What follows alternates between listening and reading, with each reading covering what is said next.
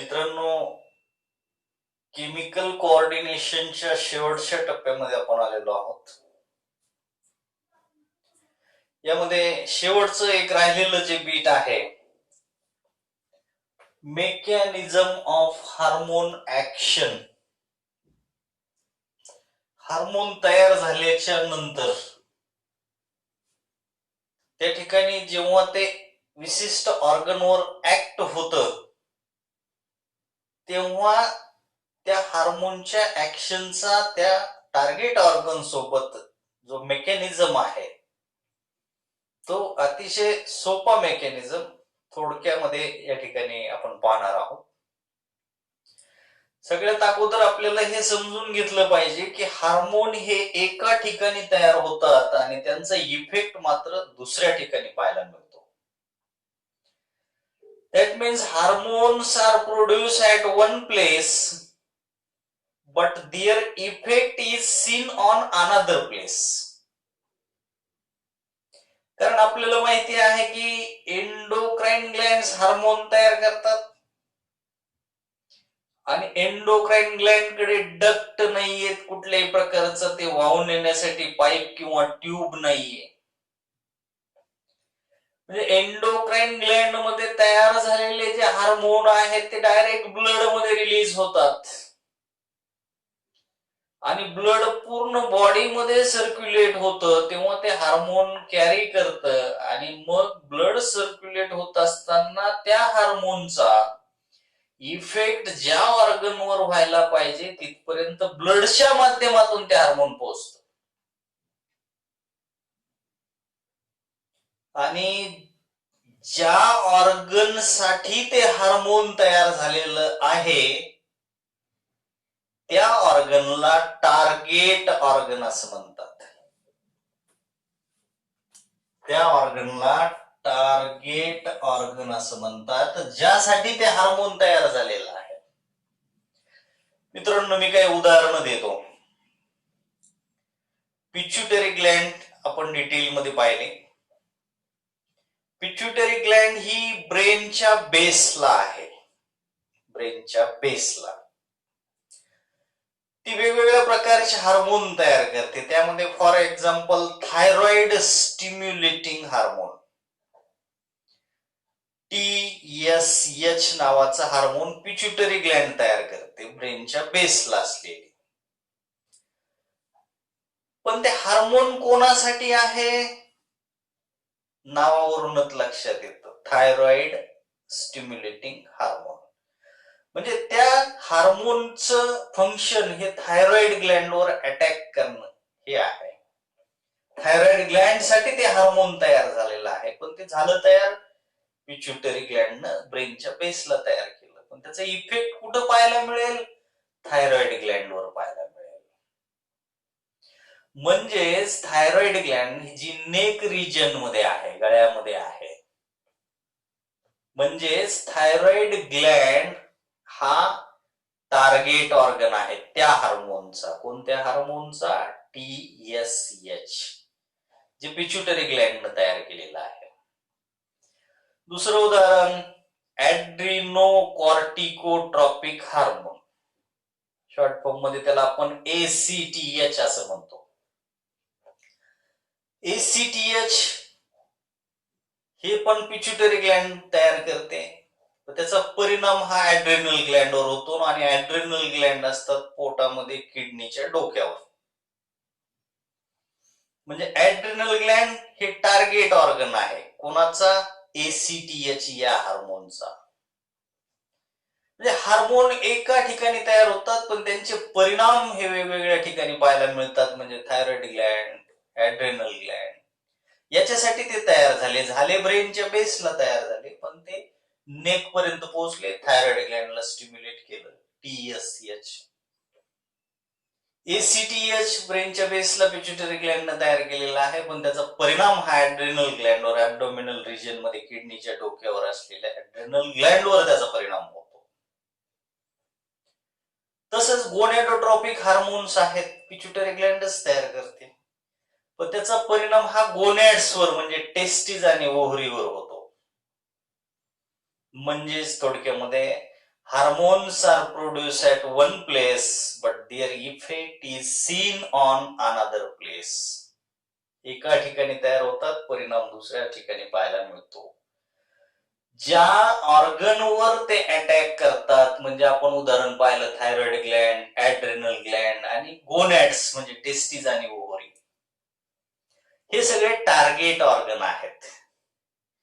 आणि विशिष्ट प्रकारचे हार्मोन हे विशिष्ट टार्गेट ऑर्गनवर अटॅक करतात, त्यांना स्टिम्युलेट करतात, त्यांना त्यांचे फंक्शन करण्यासाठी एक्साइट करतात. तर या मेकॅनिझम मध्ये टार्गेट ऑर्गनच्या ज्या टिश्यू आहेत हॅज हार्मोन रिसेप्टर्स, तयार झालेले हार्मोन रिसीव्ह करण्यासाठी या टार्गेट ऑर्गनच्या टिश्यू मध्ये जे सेल आहेत त्या सेलवर रिसेप्टर्स असतात. रिसेप्टर्स शब्दावरूनच लक्षात येते की ते रिसीव्ह करतात, हार्मोनला रिसीव्ह करतात.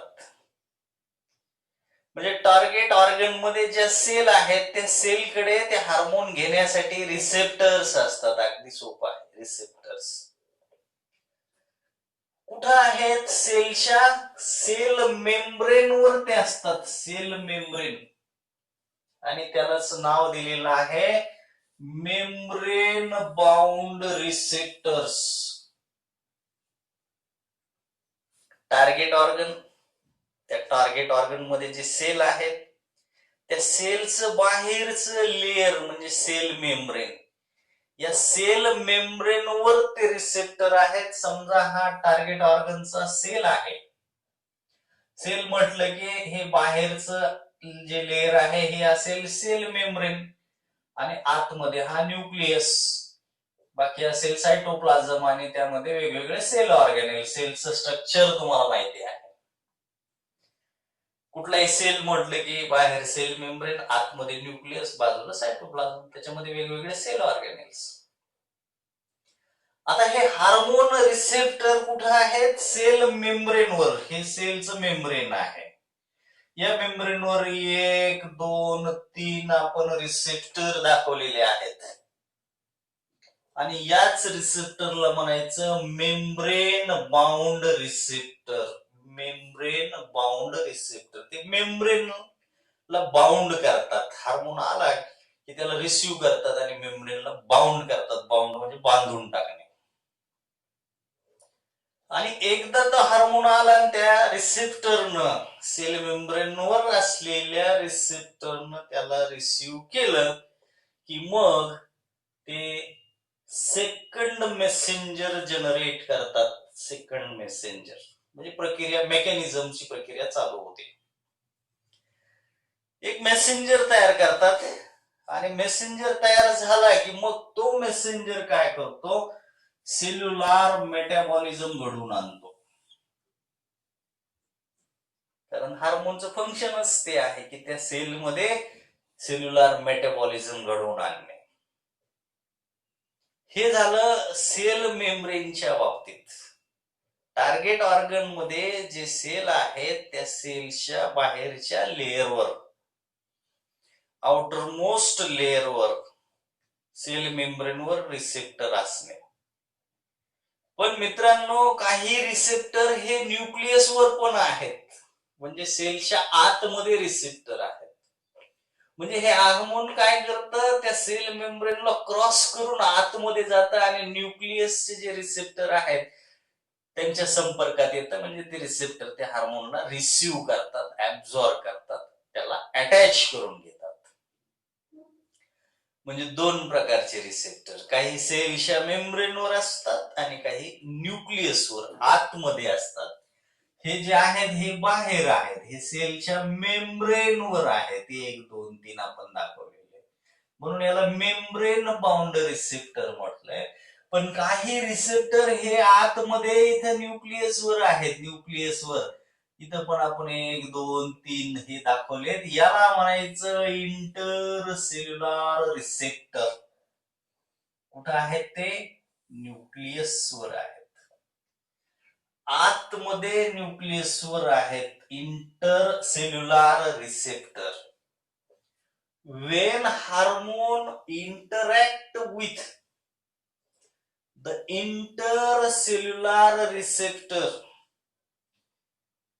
जेव्हा हार्मोन हे सेलच्या आतमध्ये जातं आणि न्यूक्लियसवर असलेल्या रिसेप्टर त्या हार्मोनला रिसीव्ह करतात, तेव्हा त्या ठिकाणी जीन एक्सप्रेशन आणि क्रोमोझोम फंक्शन्स पाहायला मिळतात. कारण जीन्स आणि क्रोमोझोमचा संबंध हा न्यूक्लियसशी आहे, सेल मेम्ब्रेनशी त्याचा संबंध नाही. कारण न्यूक्लियस मध्ये हे जेनेटिक मटेरियल आहे. न्यूक्लियस मध्ये क्रोमोझोम्स असतात, त्या क्रोमोझोम्सवर जीन्स असतात आणि मग हे जे हार्मोन आहे जे स्पेशली न्यूक्लियसवरचे रिसेप्टर रिसीव्ह करतात, त्या हार्मोनमुळे त्या ठिकाणी न्यूक्लियस मध्ये असलेल्या क्रोमोझोम आणि जीन मध्ये काही चेंजेस पाहायला मिळतात. जीन एक्सप्रेशन होतं आणि क्रोमोझोमचे फंक्शन सुद्धा तिथं आपल्याला पाहायला मिळतात आणि त्याचाच रिझल्ट आहे फिजिओलॉजिकल आणि डेव्हलपमेंटल इफेक्ट्स या हार्मोनमुळे तिथं बघायला मिळतात. मग फिजिओलॉजिकल आणि डेव्हलपमेंटल इफेक्ट साठी त्या ठिकाणी जीन आणि क्रोमोझोमला ऍक्टिव्हेट केलं जातं. जीन आणि क्रोमोझोम हे न्यूक्लियसवर असतात आणि म्हणून ह्या न्यूक्लियसवर असलेले रिसेप्टर हे हार्मोन रिसीव्ह करतात आणि फायनली मग आपल्याला ते फिजिओलॉजिकल आणि डेव्हलपमेंटल इफेक्ट्स तिथं पाहायला मिळतात. तर मित्रांनो, खूप सोपं आहे. फक्त दोन गोष्टी, एक म्हणजे सेल मेम्ब्रेनवर रिसेप्टर जसे असतात तसे आतमध्ये न्यूक्लियसवर पण रिसेप्टर आहेत. जे मेम्ब्रेनवर असतात बाहेरच्या त्याला म्हणायचं मेम्ब्रेन बाउंड रिसेप्टर्स आणि जे न्यूक्लियसवर रिसेप्टर आहेत त्याला म्हणायचं, या ठिकाणी आपण त्याला काय नाव दिलेलं आहे, inter cellular receptor. Inter cellular receptor जे न्यूक्लियसवर आहेत, असे दोन प्रकारचे रिसेप्टर्स. यानंतर आणखी एक अतिशय महत्वाची बाब तुम्हाला सांगायची आहे. रिसेप्टर हे स्पेसिफिक असतात. स्पेसिफिक असतात म्हणजे एखादा रिसेप्टर जर असेल तर तो ठराविक हार्मोनच घेतो. एकच हार्मोन, एकच रिसेप्टर.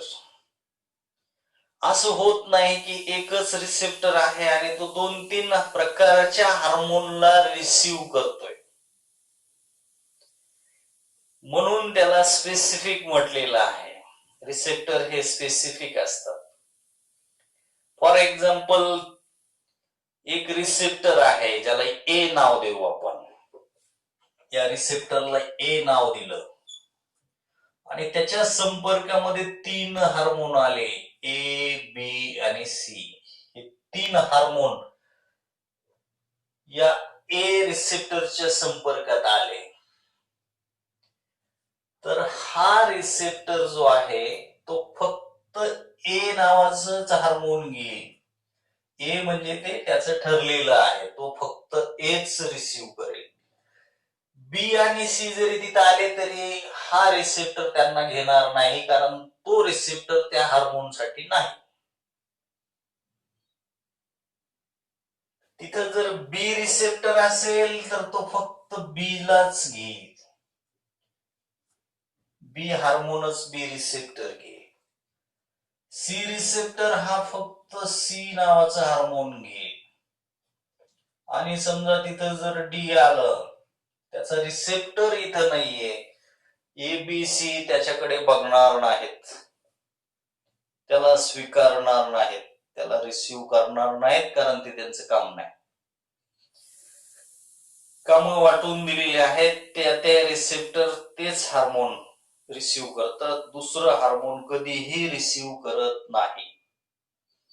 आणि म्हणून या ठिकाणी दिलेलं आहे की इच रिसेप्टर, प्रत्येक receptor, each receptor is specific. कशासाठी? फॉर वन हार्मोन ओनली शब्द महत्वाचा आहे. फक्त एकच हार्मोन एक रिसेप्टर स्वीकारतो आणि ते पण स्पेसिफिक असतं, ठरलेलं असतं. ते कधीही पुन्हा दुसरा हार्मोन स्वीकारत नाही, रिसीव्ह करत नाही, आणि म्हणून त्याला स्पेसिफिक असं म्हटलेलं आहे. मित्रांनो, हार्मोनचे 4 प्रकार पडतात. On the basis of chemical nature of hormone. त्या हार्मोनचं केमिकल नेचर काय आहे, त्याच्यामध्ये कोणत्या प्रकारचे केमिकल आहेत, यावरून हार्मोनचे 4 प्रकार पडतात. There are 4 types of hormone on the basis of chemical nature of that hormone. The first type is peptide, polypeptide protein hormone. It is one category. Peptide, polypeptide protein hormone. For example, glucagon. It is produced inside the pancreas by the islets of Langerhans, especially alpha cell. Then insulin. You have studied insulin. It is also produced inside pancreas by islets of Langerhans, especially by the beta cell. Pituitary hormone. Whatever hormones are present inside the pituitary gland, you have studied all these types of hormone. Growth hormone, it is also called somatotropic hormone. Thyroid stimulating hormone. Then adrenocorticotropic hormone. Prolactin. Then gonadotropin, oxytocin, vasopressin. All these hormones are included in this type. Which type? Peptide, polypeptide, and protein hormone. First category. Then second type is steroids. It also contains specific hormones. Its example, cortisol. Second example, testosterone. Third example, estrogen. Fourth example, progesterone. You have studied these all hormones. They are produced in different glands. Progesterone, estrogen are produced by the ovary. Then testosterone is produced by testes. Cortisol, adrenal gland. You have studied mineralocorticoid and glucocorticoid. Then third type, it is iodothyronine. It concerns with iodine. Thyronine, it is secretion of thyroid gland. It is thyroid. Its example is thyroid hormone. It is very specific type. It's only one example, thyroid hormone. Because you have studied thyroid gland is depend on iodine. Iodine is essential for the functioning of thyroid gland. And so, iodothyronine, this third type is concerned with the thyroid gland, that means thyroid hormone specially. And fourth is amino acid derivatives. Derivatives of amino acid. the fourth type, and its example is epinephrine. Epinephrine, it is concerned with the kidney. तर मित्रांनो, अशा प्रकारे chemical नेचरच्या बेसवर हार्मोनचे 4 प्रकार पडतात. तर असे हे त्याची नावं आणि त्याची एक्झाम्पल आहेत. तर मित्रांनो, या ठिकाणी हा जो चॅप्टर आहे, हा चॅप्टर संपलेला आहे. पुढच्या लेक्चरमध्ये आपण नवीन चॅप्टरला सुरुवात करू. Thank you so much.